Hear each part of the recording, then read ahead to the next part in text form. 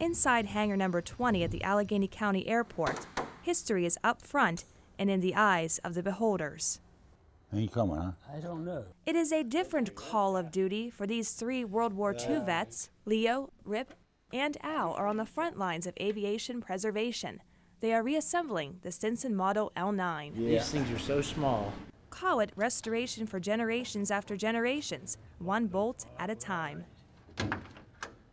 I've been working on them since 1950, and nothing ceases to amaze me on these crazy airplanes. The Keystone Wing is one of over 70 groups belonging to the Commemorative Air Force, which is based in Midland, Texas. Its mission of restoring combat aircraft serves as a tribute to the Americans who fought for our freedom and as a reminder of the stories and history of military aviation. The war was over. They wanted to get back to peacetime. A group of retired war pilots discovered the government had neglected its aircraft. In most cases, they were left to time, erosion.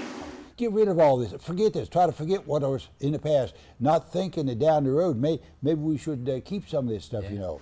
Between 1945 and 1960, the largest aerial fleet was being turned into scrap. As the interest grew to save them, more and more engines revved up once again across the country. The Keystone Wing got its name back in 1986. Okay, old business. Joseph Chalan is one of the last founding fathers of the wing still alive. I was on initial charter on this. He was commander of the first project, the L5. After I got out of service, I got with the airlines, so I figured airplanes my life, you know. The Commemorative Air Force assigns planes to each of its squadrons. The L5 Sentinel soared the skies as a flying ambulance and an observation airplane. Which they would fly over battlefields looking for the enemy, and then we could call in artillery strikes or let the people on the ground know that, you know, just over that next ridge, the enemy's sitting there waiting on you. At work, the 3 vets reflect upon their own efforts in the war. Whenever I went in, when I was drafted in 1945, all they wanted was numbers. I had a private pilot's license, and I wanted to fly liaison, like L5s and L4s and stuff like that. But all they wanted was numbers. And so we ended up in the infantry. You get behind the effort, and you do whatever it is to win it and get the thing settled, war's hell. War is hell, there's no question about that. On the flip side, it's also a time for them to do what they have to do, get the L9 finished. It's very lightweight, and most of the process for the wing is similar to the way it was 60 years ago. we're about 225. See those wrinkles, how they were in there? They're all disappearing.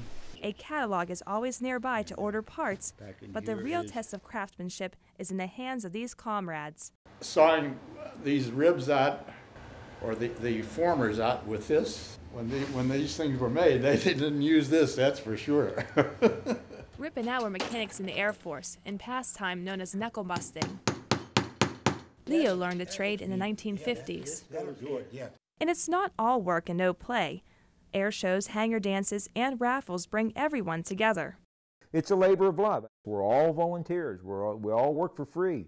It's really something. I can't believe that we did all this. This airplane hasn't been higher off the ground than a truck bed in about 30 years. Can you imagine after 30 years getting something together and flying it? I mean, that gives you a feeling of satisfaction. You've accomplished something. They hope the L9 flies next spring along with the other L-birds soaring the skies. They make chills go up and down your spine. You hear those old engines running, you know, they have a sound all their own. As vet numbers dwindle, it's uncertain how this wing will stay together. If we can't maintain it, take care of it, I don't know what would happen. There will be a day come when you won't see any of these airplanes flying. That day will come. That day will come. And they'll be put in museums, but they're not going to fly forever. They're not going to fly forever.